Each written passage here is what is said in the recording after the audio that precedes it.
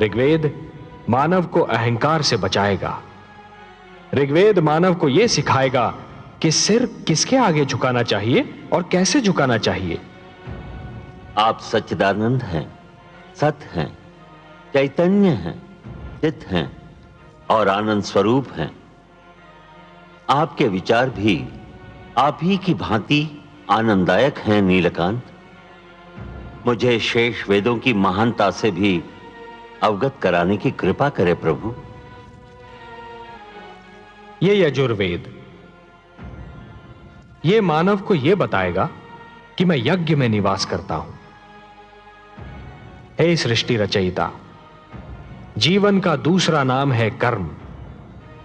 जब कोई कर्म दूसरों की भलाई के लिए किया जाता है तो उसे यज्ञ कहते हैं।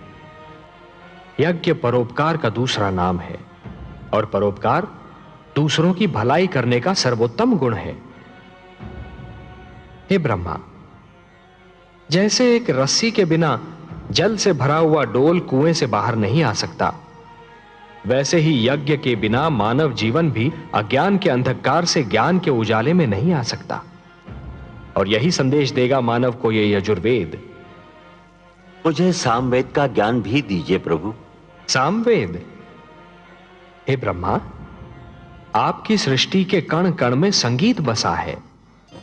संगीत जो मन को मुग्ध कर देता है। संगीत कोयल की कूक में भी है और पपीहे की पुकार में भी, नदी की लहरों में भी है और झरने के बहाव में भी।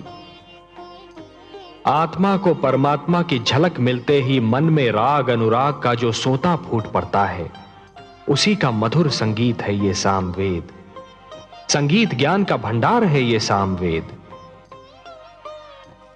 और यह अथर्ववेद।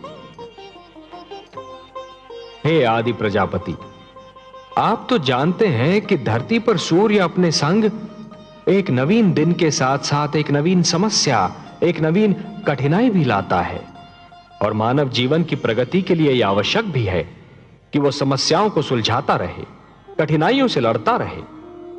यह अथर्ववेद मानव को धरती पर पैर जमाने का पाठ पढ़ा।